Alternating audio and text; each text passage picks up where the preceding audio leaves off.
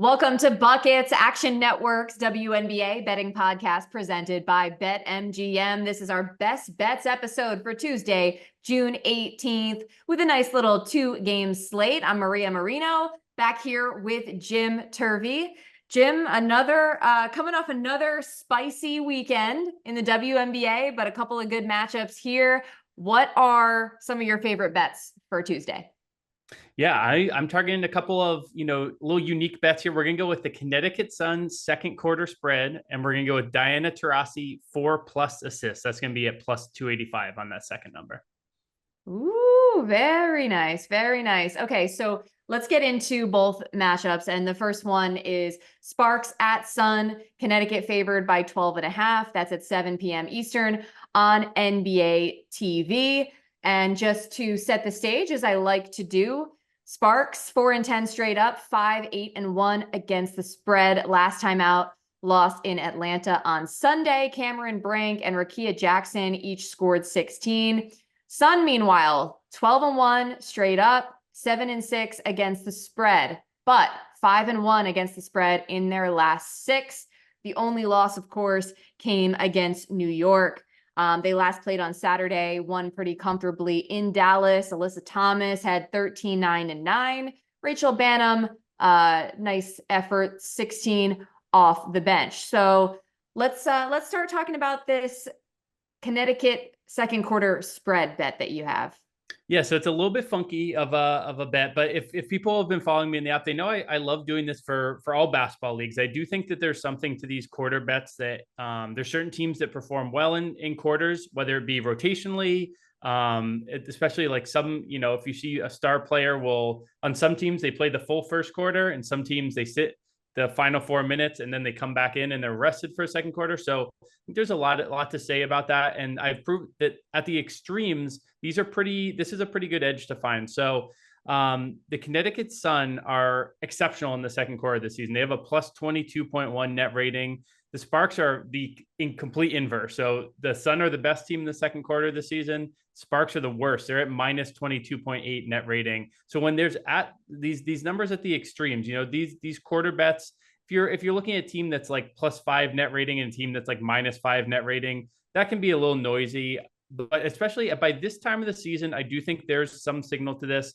And I really do like these spread bets because, again, it's a bet that I can give out. It's not going to move a ton. The books aren't going to adjust off of the spread all that much. We talked about this during the NBA finals too, with those fourth quarter unders, right? You kind of can just, and the number's not going to move a crazy amount. The books don't really adjust by quarter to the extremes. They sometimes will load up on the team like the Liberty or the Aces in the first quarter or the first half.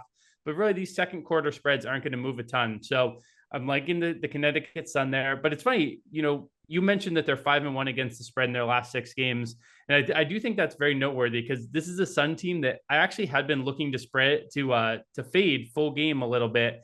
Yes. Because they haven't been tested yet. You mentioned the schedule hasn't been all that strong. They've only played they haven't played the Aces yet. They played one against the Liberty, 1 against the Lynx, 0 against the Storm, 1 against the Mercury, but that was pre-BG coming back. So the schedule has been very soft.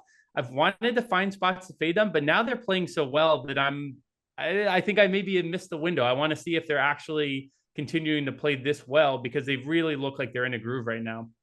Yeah, absolutely. And you would think that if they're in a groove, they're going to remain in a groove against another opponent that is beatable in the Sparks. But even with the, softer schedule that they had to start the season, just in terms of who they're playing, not necessarily always playing, the top end teams, they weren't covering. But now they do seem to be, on that upward trajectory. And so part of that is why I was actually peeping a DeWanna Bonner prop over 6.5 rebounds. And she's hit this in 5 of her last 6 games, which correlates directly to this streak that they're on 5-1 against the spread. So I thought that was, it caught my eye because I'm like, whatever they're doing, whatever they have shifted, over this stretch includes Bonner grabbing rebounds. So that is an idea I have prop wise. I'm probably going to bet it. I love it. And there are a couple props that I'm looking at as well on my side of things that kind of go hand in hand with this Sun defense being so insanely good. You know, they have the tied for the best defensive rating, which doesn't account for pace, and then they also have the slowest pace. So teams are just not able to score. I mean, we've seen some of the point totals against them this season: 47 from the Mercury, 50 another timeout, another game in the 50s. Some of these point totals are so insanely low that looking at the player prop market against the Sun has been, and then fading some of the bigger players' points totals has really been beneficial all season. So the only two that are out in the market right now are Dearica Hamby and Rakia Jackson. They're at 17.5 and 11.5 respectively. I have those numbers about 2 points lower in both cases. So I really like Dearica Hamby under 17.5 points. I like Rakia Jackson under 11.5.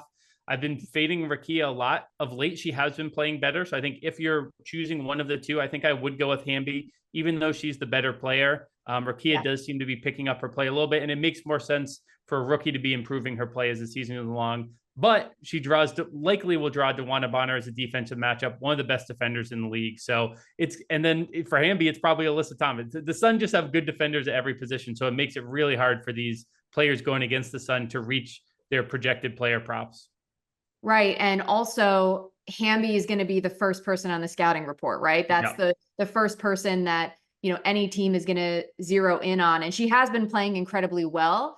But when you run into a Connecticut defense, it's certainly not easy to attack. So I could see this, and she could easily have a double and have 16 points, 17 points, you know, and go under this. So I'm a fan of both of those. And we know from watching some of the younger teams in the league, rookies have for sure struggled against Connecticut. To say the least, Clark.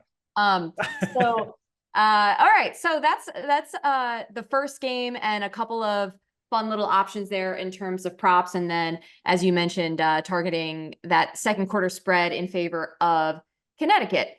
And the second game on the slate has the Liberty favored by 6.5, taking on the Mercury in Phoenix. That's a 10 p.m. Eastern tip on CBS Sports Network. So the Liberty are now top of the standings, top dog, and the new favorite for the WNBA title. They have surpassed the Aces in terms of having shortest odds to win the title, but they are 12.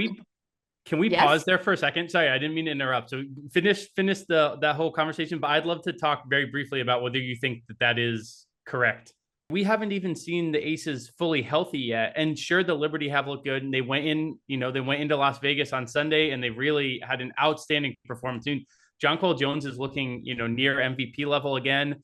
But I mean, I think that there is a little bit of, like, the Jonquel Jones of it maybe is being overbaked, because in the playoffs last season, the Liberty did have Jonquel at full health, and the Aces didn't have Chelsea Gray, and they were able to get over the line. Now, they don't look as good right now, but considering that Chelsea Gray hasn't even played yet for this team, they do have Tiffany Hayes now. Kate Martin has been a solid contributor.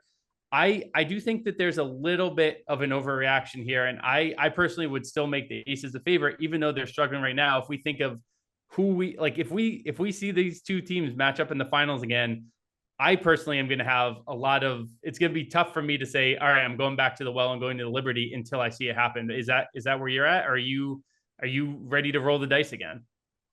Well, as I'm poking around, it's not consensus that the Aces are behind the Liberty now in terms of odds. So I'm still in the market seeing you can find shorter odds for the Aces. But I think you make a really good point. I think even though we haven't seen Chelsea Gray, and we know that there was some illness issues with Jackie Young, I still feel like it's fair to have the Liberty as the shortest odds, just based on, like, we can't necessarily think about hypotheticals, right? We have this sample size of the season, and the Liberty have been great. They've been, the longest win streak in the W. They've, taken care of good teams. They beat Connecticut, and Jonquel is playing really well. And I'm thinking back to the postseason last year. Jonquel was crushing it. And in the finals, I'm trying to remember, was she still dominating in the finals? So she had, I believe, this is top of mind, so hopefully this is accurate. I believe she was the Liberty player who was playing the best, Yeah. but it was either 3 or 4, and I think it was 4 that she had a really quiet game. She just didn't take that many shots. I think she was like only took like 4 or 5 field goal attempts. So she Yeah. was playing very well in that finals. But I Now, do. It was Stewie who really was struggling, and I think yes. that you and I both agree likely isn't to continue. But also, it's going to be hard to get over that mental hurdle of like Stewie. Let's see it against this really good Aces front court. So that's what it was. So Stewie was struggling from the field, and it really wasn't the front court. Like John Quell wasn't the issue. It was really the backcourt defensively for the Yes. Liberty that was struggling big time to contain the explosive guards of, Kelsey Plum, Jackie Young, and all that. So, I mean, I do feel like the way that Stewie is playing this year, she is sort of content to take a back seat. It's not that she's playing bad at all. She's kind of like picking her spots. And there's some nights that she goes off, and there's some nights where she seems like perfectly content having John Quell be sort of the primary option, or even Sabrina at times. And so I don't know if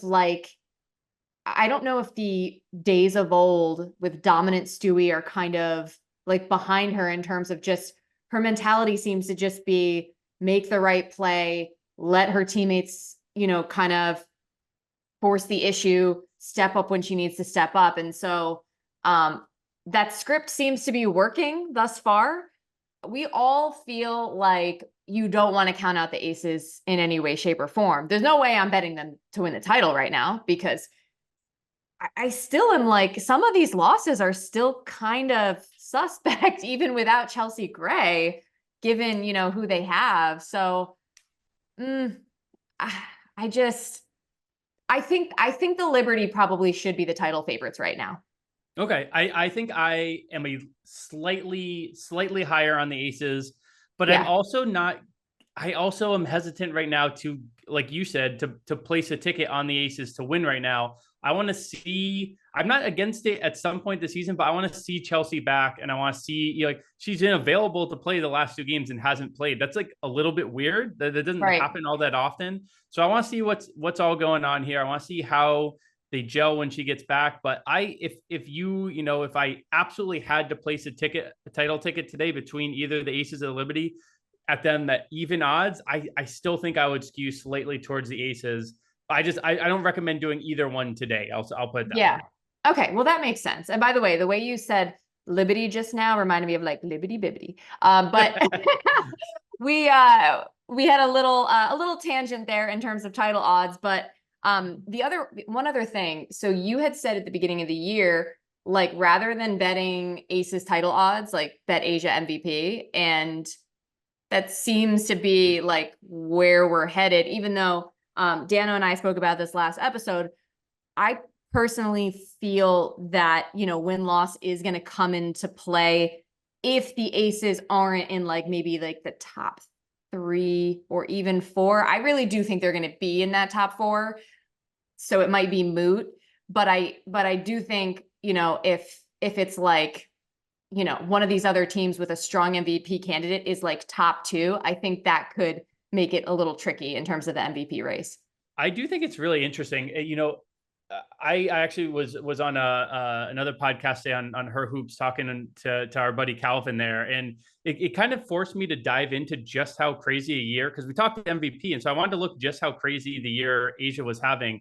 I mean, she's on pace to break the all-time scoring record by almost 3 points. She's on Yeah. pace to break the all-time PER record. She's on pace to break the all-time win shares record. She's on pace to have a top 7 rebounding year. The numbers are absolutely incredible. And I think that they are, to your point, like, they don't have to, I don't think the Aces have to be a 1 or 2 seed for her to win this MVP, even though Dano is right that historically it almost always goes to a top 1 or 2 seed.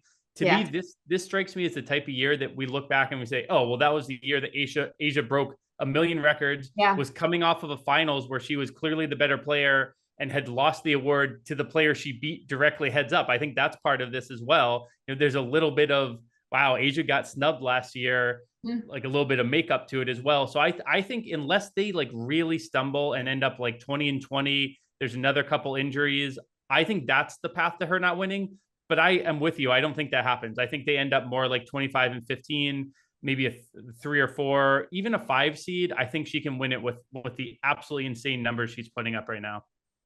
Yeah, I think top 4 is a reasonable expectation, and I think what I would be looking for from an MVP standpoint, but her numbers are so good and she's so ahead in the narrative race that it would take a lot for somebody else to overcome her. And I'll just say this, like, I don't know the numbers offhand, but Jonquel Jones on the court versus off and what the Liberty do, I feel like that's something to keep in mind. I just don't know if she's going to have enough steam behind her, as a candidate. And then, I've said it before, Nafisa Collier, Alyssa Thomas, like those two players are also extremely valuable, and like it's leading to winning. So it has to all be considered, but I think it's still a little early, just because, again, these aces, we just don't really know what they are quite yet. It is pretty wild. It is shocking to see them at 6-6 right now. Like even though Chelsea is incredibly important, and in the preseason we talked about, we were once again kind of fading the aces in part because Chelsea Gray was out, but it's legitimately shocking to see them at 6-6. It really is. Indeed. All right. Extra long tangent. But in terms of this Liberty Mercury matchup, as mentioned, Liberty lay in 6.5 on the road. And to recap, 12-2 straight up, 6-8 against the spread. Another team that's been playing very well of late, 5-1 against the spread in their last 6. You mentioned, the big win against Vegas, Jonquel Jones, the career high 34 points, incredibly efficient, including 4 of 5 from 3. So it's nice to see her just playing extremely well. Now, we're not expecting Courtney Vandersloot to play. We don't have the injury report quite yet as of Monday night, but she has been out for personal reasons. And on another note, Niara Sabali has also been out with a back injury. It hasn't seemed to matter at all. Now, the Mercury, I say their name with a lot of enthusiasm because I am liking what I'm seeing out of them so far. They are 7-7 straight up, 9-5 against the spread, but they've covered 4 straight. 3 times as dogs, once as a 1-point favorite at Dallas. And what do those 4 games have going for them? Brittany Griner has returned, and they just look so much more dynamic. Obviously BG adds a whole other dimension to them, and they're looking really good. Played Sunday against Seattle. BG had 28. Kalia Copper, 30, nice win over Seattle. So I gotta say, I'm pretty excited about like the ceiling for the Mercury.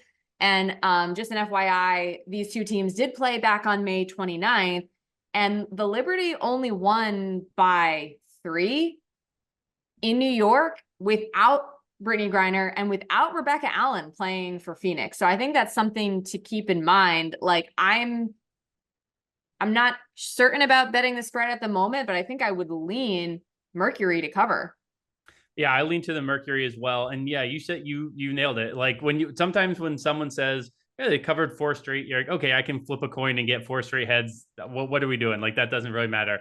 But when there is something as distinct of a change as Brittany Griner, the face of the franchise, one of the best players in the league, has returned to the lineup and the team has covered 4 straight, it's a lot more like, okay, there's some smoke, there's some fire to that smoke. So I very much am with you. I lean towards the Mercury on this spread.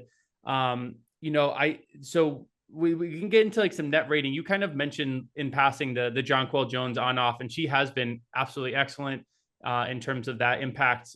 You can really see her impact that way this season. But in just 66, so this Phoenix starting 5 that has Diana Taurasi, Natasha Cloud, Beck Allen, Kalia Copper, and Brittany Griner, they've only played 66 minutes together because it's only been over the course of 4 games. That's a fair amount of minutes for 4 games. Clearly, Girl Dad coach loves that starting group and is going to be highly reliant on them. They have a +12 net rating in those 66 minutes, and that only ranks behind a pair of Liberty lineups a Minnesota Lynx lineup, and a Connecticut Sun lineup. So if we look at the small sample, it's been impressive what they've done so far, and they've done it against good competition. You mentioned against the Aces, you mentioned against the Wings, and who was they had it was another, oh, the Storm. The Storm are Yeah. excellent as well, and they were able to defeat them. So this Mercury team looks really good.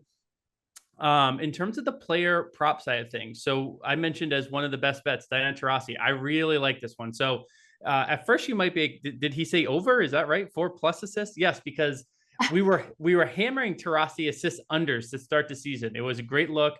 They hadn't adjusted to the fact that Natasha Cloud was going to be coming in and doing a lot of the ball handling and the creation. But there's a little trick with Diana Taurasi. Her friend and longtime teammate here, Brittany Griner, is back. And I have kind of a crazy stat here. We're going back to the old pbpstats.com, our favorite here. So with BG on the court, the last 2 seasons, Diana Taurasi's assist rate is 21.6 per 100. So that's like a point guard level. That's very good assist rate. Now with BG off the court, it plummets to 6.9 assists per 100 possessions. That is less than a third. So when BG is on the court, Diana Taurasi basically triples her assist rate. And the books have not adjusted back for this yet. So we're going to take that Diana Taurasi 4+. She's done that in each of the games that that Griner has had full minutes. The last 3 games, she's gone 4, 4, and 7.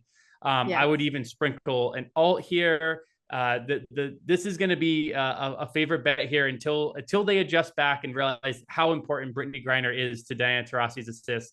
I'm really going to be all over that one. Then just finally, the last one I have is another assist prop. It's Sabrina. You talked about how Courtney Vandersloot, we're thinking, she's going to be out for personal reasons, probably a little bit longer. So wait on this one to make sure that Sloot is out.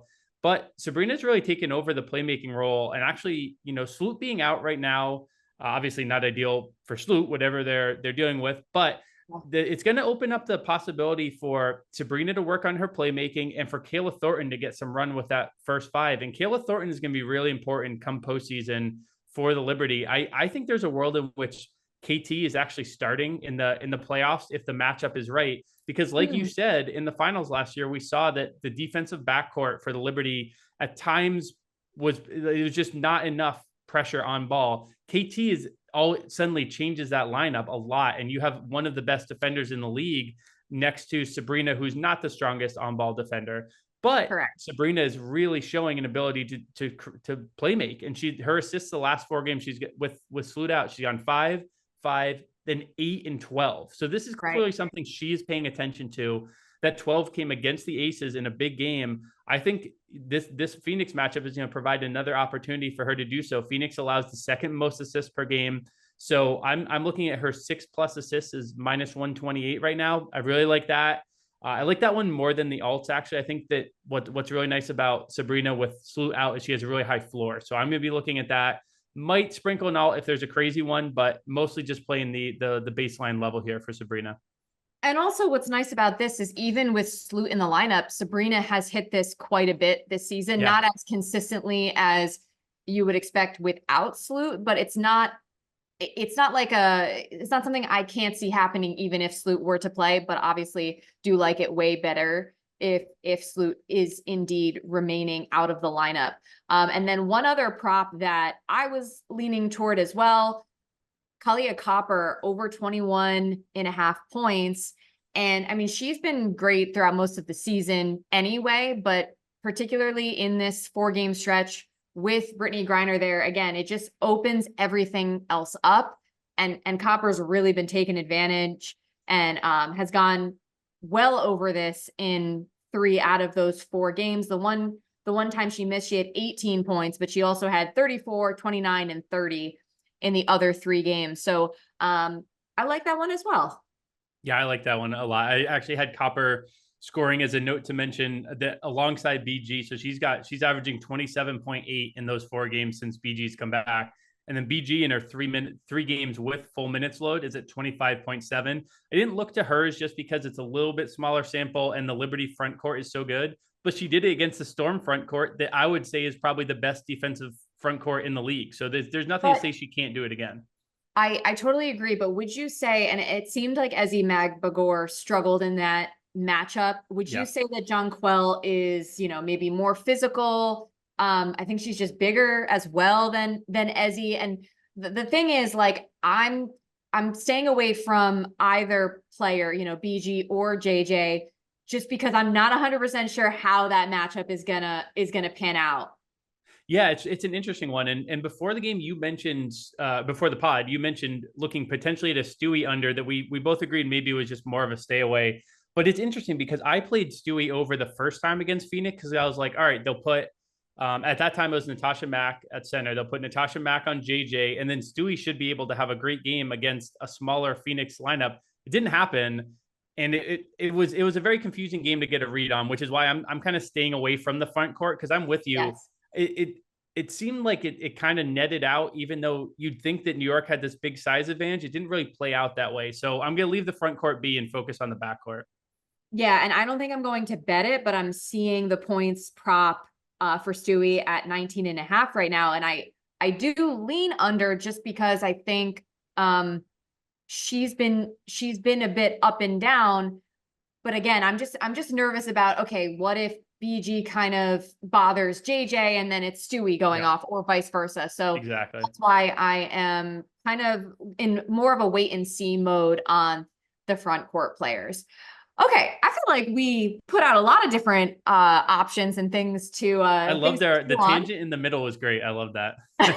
Yeah, I mean, I feel for our producer David Payne for our tangents, and we'll see what the final edit looks like. But thanks as always to David, our producer. Thanks to everybody for listening to Buckets presented by BetMGM.